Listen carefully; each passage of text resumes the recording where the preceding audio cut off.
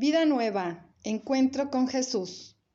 El tema de hoy es Jesús, solución de Dios. Oremos. Roguemos a nuestro Padre amoroso que en este tema podamos reconocer cuál es la solución que Él nos da para superar el pecado del mundo y tener una vida nueva. Bien, buenas tardes. Vamos a iniciar este tercer día del retiro de Querigma en el nombre del Padre, del Hijo, del Espíritu Santo. Amén. Le pedimos a nuestro Señor que nos ilumine, que nos abra nuestro corazón, nuestro entendimiento para conocer su mensaje, este mensaje de vida nueva.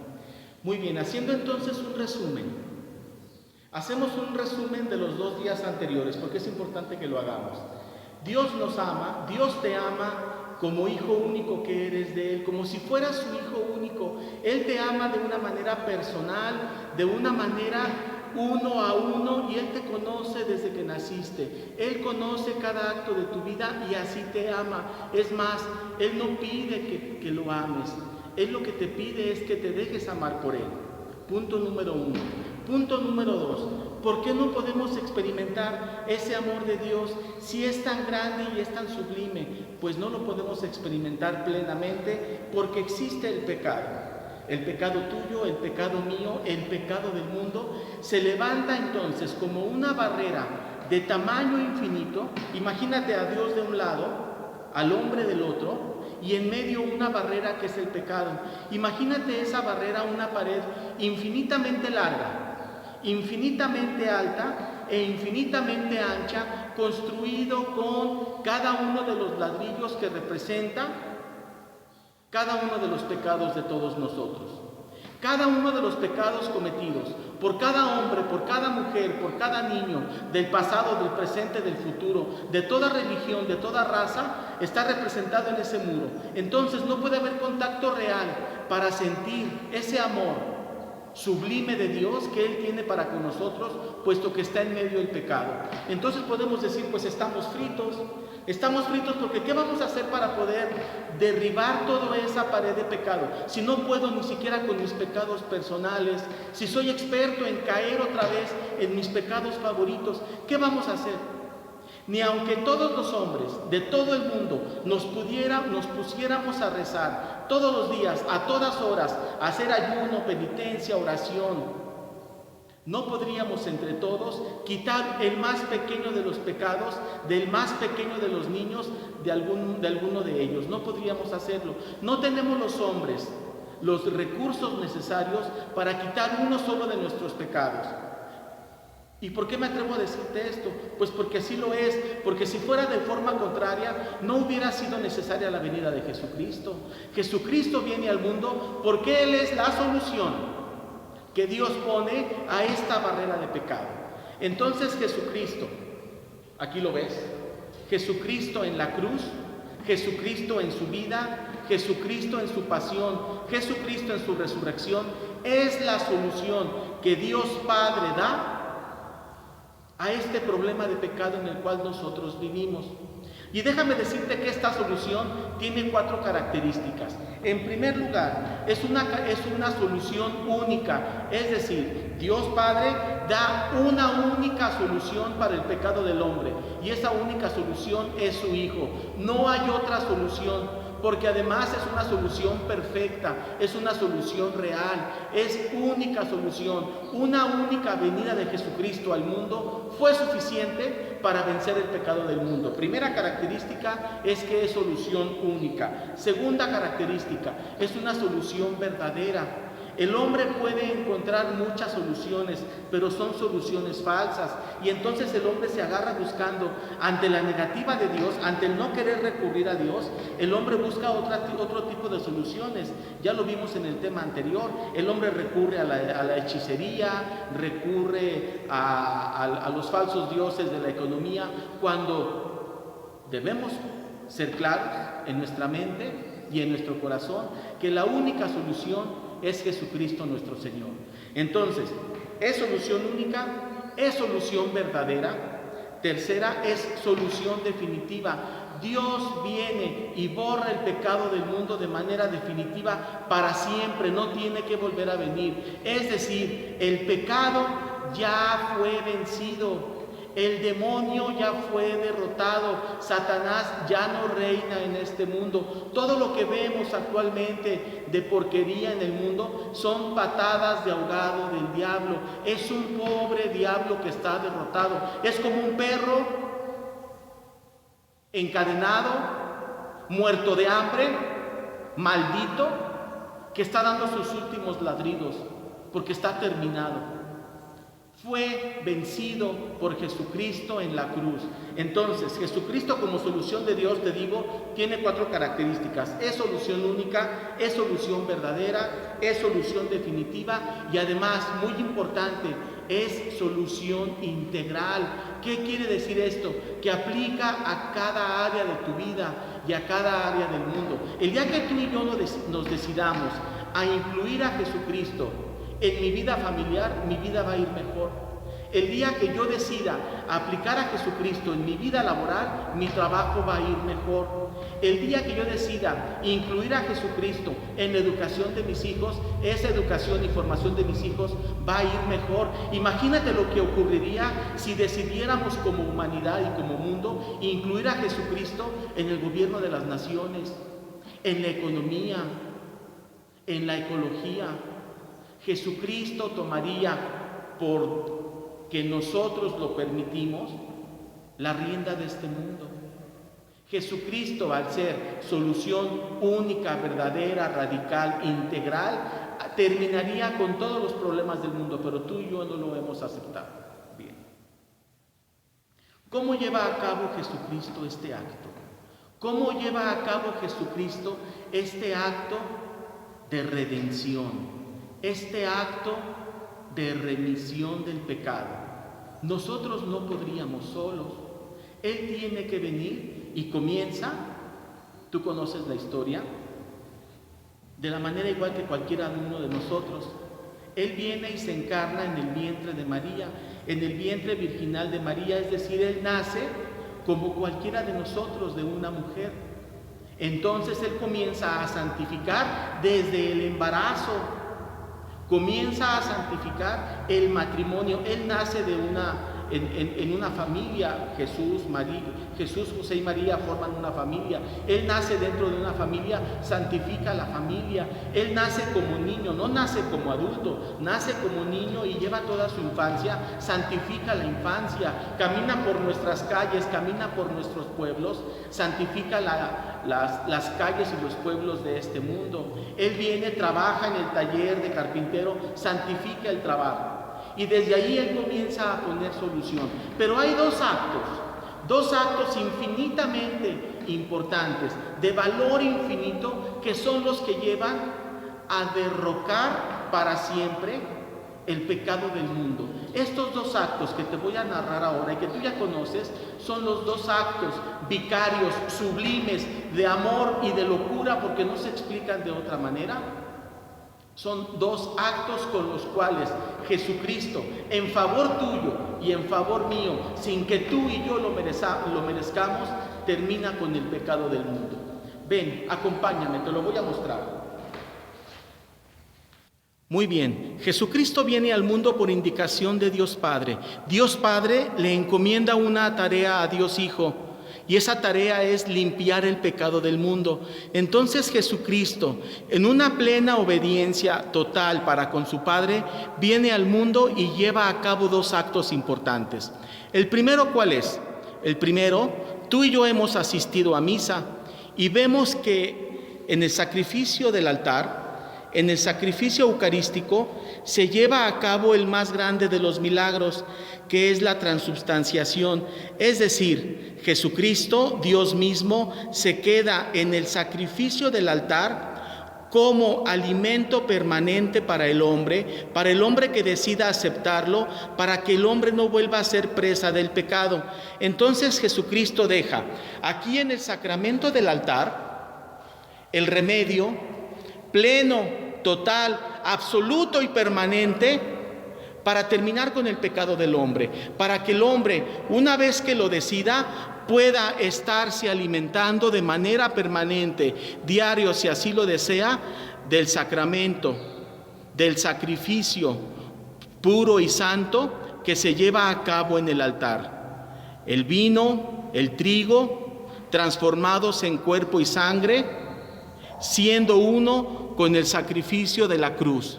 El sacrificio de la cruz ahora se lleva a cabo como sacrificio en el altar, y este sacrificio es alimento para nosotros, alimento vivo, y el que come de su pan, el que come de su vino, el que come de su carne y bebe de su sangre, no vivirá jamás, no morirá jamás, porque tendrá como alimento a mismo Jesús.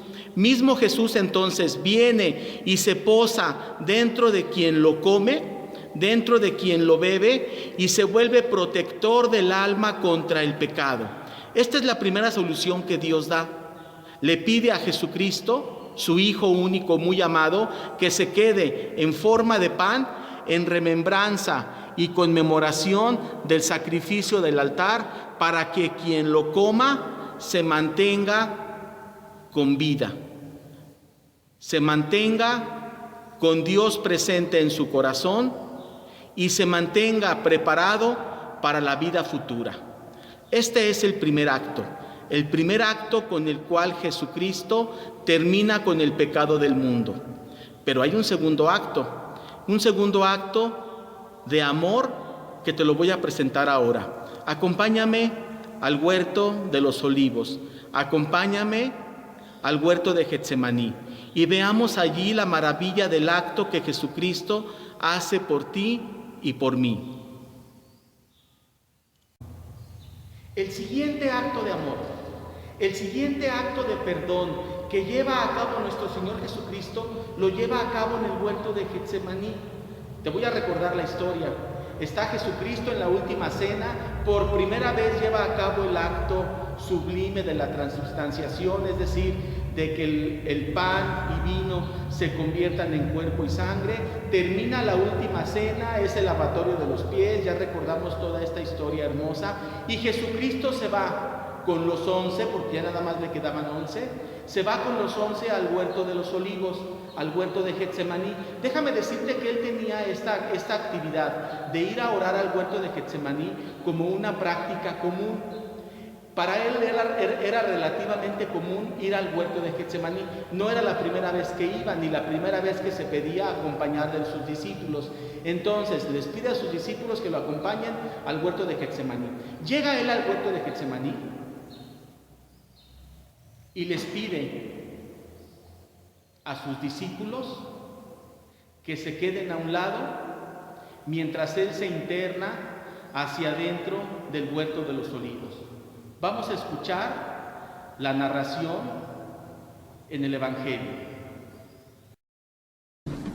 Entonces fue Jesús con sus discípulos a un huerto llamado Getsemaní y les dijo: siéntense aquí mientras voy a orar un poco más allá. Llevó consigo a Pedro y a los 2 hijos de Zebedeo. Comenzó a sentir tristeza y angustia y les dijo: me muero de tristeza, quédense aquí y velen conmigo. Después, avanzando un poco más, cayó rostro en tierra y suplicaba así: Padre mío, si es posible, aleja de mí este cáliz de amargura, pero no se haga lo que yo quiero, sino lo que quieres tú. Regresó junto a los discípulos y los encontró dormidos. Entonces dijo a Pedro: ¿de modo que no han podido velar conmigo ni siquiera una hora? Velen y oren para que puedan afrontar la prueba, pues el espíritu está bien dispuesto, pero la carne es débil. Se alejó de nuevo por segunda vez y volvió a orar así: Padre mío, si es posible evitar que yo beba este cáliz de amargura, hágase tu voluntad. Regresó y volvió a encontrarlos dormidos, porque sus ojos se cerraban de sueño. Los dejó y volvió a orar por tercera vez, repitiendo las mismas palabras. Entonces regresó donde estaban los discípulos y les dijo: ¿todavía están durmiendo y descansando? Ha llegado la hora y el Hijo del Hombre va a ser entregado en manos de los pecadores. Vamos, levántense, ya está aquí el que me va a entregar. Lo acabamos de escuchar. Entonces llega Jesús, se quedan los discípulos a la entrada del huerto, él se interna en el huerto de los olivos a una distancia, como te lo acabo de decir, a una distancia de tiro de piedra, y al llegar allí, al llegar Jesucristo en ese momento, comienza su pasión. Es decir, la pasión de Jesucristo no comienza cuando Jesucristo fue tomado preso, ni cuando fue coronado de espinas, ni cuando fue azotado con latigazos. La pasión de Jesucristo comienza allí en Getsemaní, porque Él llega allí al huerto y tiene un diálogo interno con su Padre.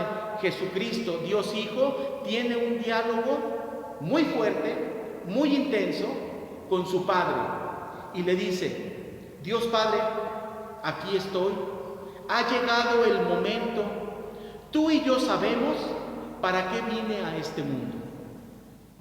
Tú y yo sabemos que este es el momento en el cual llevaré a cabo el acto sublime mediante el cual todos estos hijos tuyos serán perdonados de sus pecados. ¿Y qué ocurre?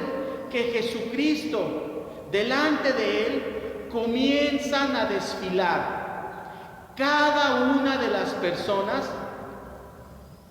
del pasado, del presente y del futuro, se presentan delante de Jesucristo, y Jesucristo los ve cara a cara en ese momento en el huerto de Getsemaní. Y déjame decirte que no fue un acto ficticio. Realmente ahí estuviste tú, realmente ahí estuve yo, y fuimos enfrentados uno a uno, tú y yo, y todos los que estamos aquí presentes, fuimos presentados, encarados por Jesucristo.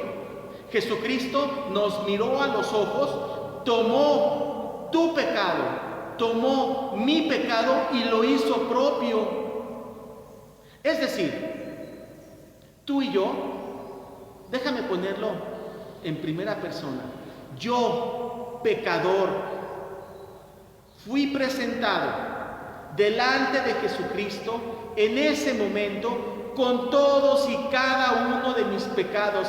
Así aquellos pecados que ya ni siquiera recuerdo, los presenté allí en ese momento, en el huerto de Getsemaní, y Jesucristo los conoció. Conoció cada uno de mis pecados, se dio cuenta cómo tramé, cómo fui elaborando cada uno de estos pecados. Se dio cuenta cómo disfruté llevar a cabo ese pecado. Él pudo ver a través de mis ojos la delicia que yo experimenté al fallarle a Dios mientras cometía cada pecado. Y déjame decirte que el pecado es un acto cruel y ruin contra Dios, y Jesucristo es Dios. Entonces fue un acto que yo cometí directamente contra Jesucristo. Pero Jesucristo, en un acto de amor, en un acto sublime y en un acto de locura, de amor, de locura, me miró a los ojos, te miró a los ojos, vio todo tu pecado y te abrazó, porque se dio cuenta de tu miseria y de mi miseria, que no podíamos dar solución a ese pecado. Entonces Jesucristo, en ese abrazo, te toma en sus manos y comienza a quitar de ti el pecado, y lo comienza a cargar Él en su alma, Él en su corazón. Por eso, conforme fue cargando el pecado de cada uno de nosotros, su alma, que es limpia y pura, comienza a podrirse, comienza a llenarse de pecado, de porquería, de desfachatez, de miseria. Él, que es el Cordero de Dios, Él, que es el siervo doliente, comienza a cargar con cada porquería que tú cometiste y que yo cometí. Bebe tu pecado, bebe mi pecado, y cae al piso por el dolor del pecado. Porque no solamente cargó con tu pecado y el mío, cargó con todo el pecado de la humanidad pasada, presente y futura, de cada niño, adulto, anciano, de cada hombre, mujer, de cada raza, de cada cultura, de cada religión, de cada condición. Él tomó el pecado de cada hombre. Dice el catecismo, no hubo hombre por el que no muriera Jesucristo.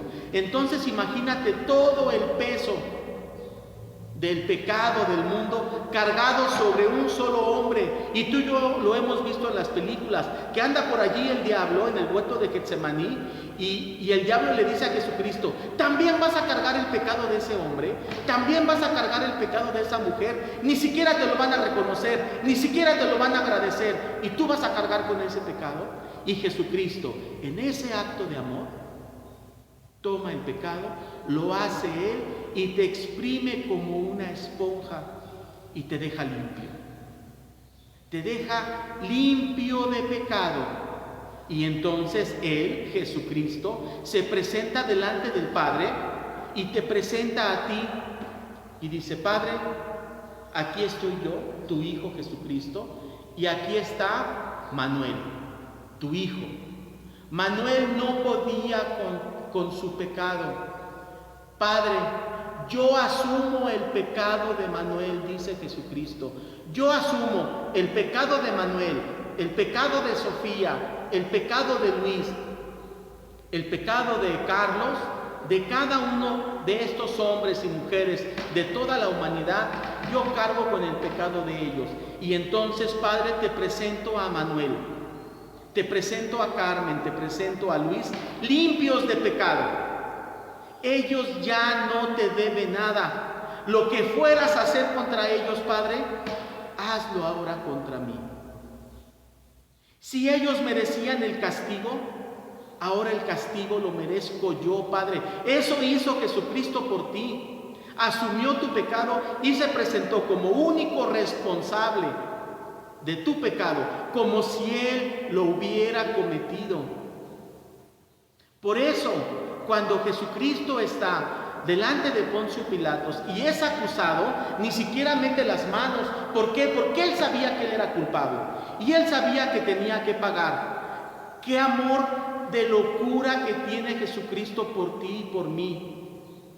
¡Qué amor de locura que tiene Dios Padre para con la humanidad! Porque para rescatar al esclavo, al bastardo, al que es porquería, tú y yo, entregó a su único hijo. ¿Cómo es posible que para rescatar al esclavo entregó al hijo? Solamente por amor. Y entonces, cuando Poncio Pilato pregunta a la multitud: aquí está Barrabás, aquí está Jesús, ¿cómo declaramos a Barrabás? Toda la multitud decía: es inocente, claro, porque Jesucristo ya había cargado con el pecado. Es inocente. Y Jesucristo y toda la gente dijo: es culpable. Y entonces, ¿qué hacemos con Barrabás? Perdónalo. Y entonces, ¿qué hacemos con Jesucristo? Castígalo. Y entonces, ¿qué hacemos con Barrabás? Que quede libre. ¿Qué hacemos con Jesucristo? Muerte. ¿Y Jesucristo metió las manos? No. ¿Por qué? Porque Él era culpable. Entonces Jesucristo en Getsemaní toma el pecado de cada uno de nosotros y nos presenta limpios ante el Padre. Te toma en sus manos Jesucristo, te presenta delante de Dios, no de manera ficticia, de manera real. Eso ocurrió.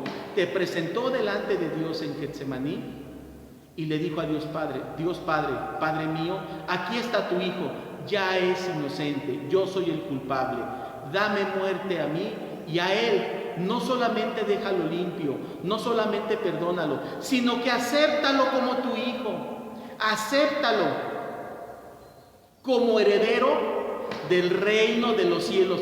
¡Cuánto amor! ¿Te has puesto a pensar cuánto amor, cuánta locura?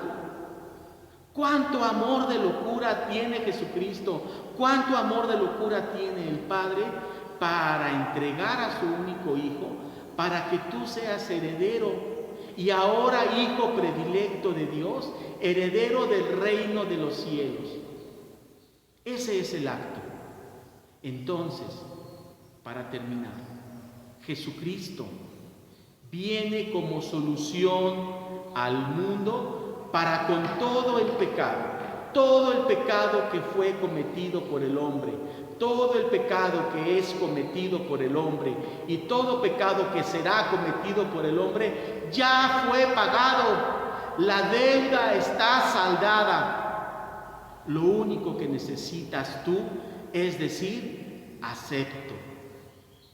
Y el siguiente tema se va a encargar de clarificarte esta parte del acepto. Jesucristo dijo, acepto. Tú también tendrás que decir, acepto. Déjame decirte que Jesucristo me tomó a mí en lo personal, me dio una sacudida de aquellas, y yo soy consciente de que me presentó delante del Padre.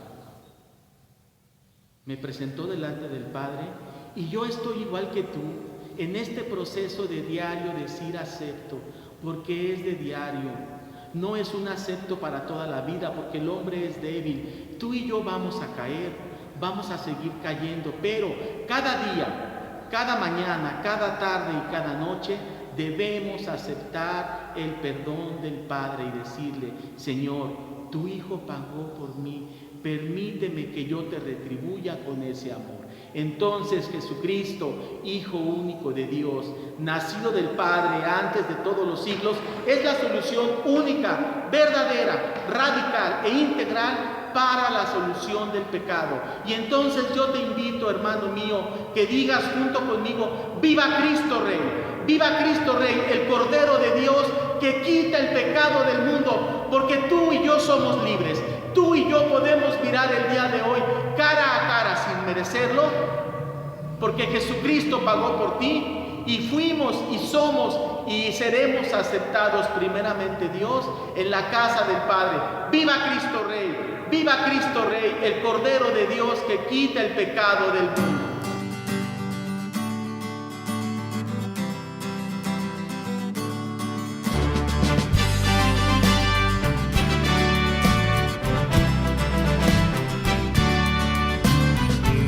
De guerra se escucha en la paz de la tierra y en todo lugar. Los prestos guerreros empuñan su espada y se enlistan para pelear. Para eso han sido entrenados, defenderán la verdad y no les será arrebatado el fuego que en su sangre está. ¡Viva Cristo Rey! ¡Viva Cristo Rey!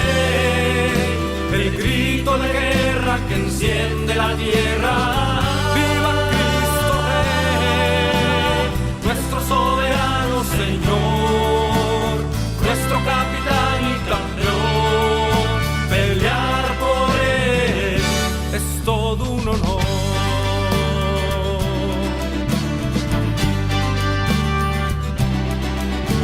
Sabemos que esta batalla no es fácil y muchos se acobardarán, y bajo los dardos de nuestro enemigo sin duda perecerán. Yo tendré mi espada en alto como la usa mi Señor. A Él nada lo ha derrotado, su fuerza es la de Dios. ¡Viva Cristo Rey! ¡Viva Cristo Rey!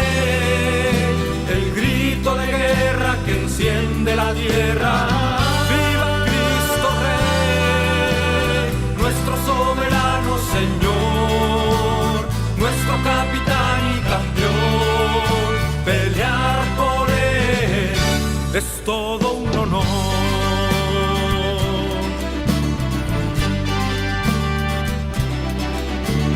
No conocemos mayor alegría, no existe más honroso afán que con mis hermanos estar en la línea y juntos la vida entregar. A Él que merece la gloria y nos reclutó por amor. Ante la rodilla se dobla y se postra el corazón. ¡Viva Cristo Rey! ¡Viva Cristo Rey! El grito de guerra que enciende la tierra. ¡Viva Cristo Rey! Nuestro soberano Señor, nuestro capitán y campeón. Pelear por Él es todo un honor. ¡Viva Cristo Rey! El grito de guerra que enciende la tierra. ¡Viva Cristo Rey! Nuestro soberano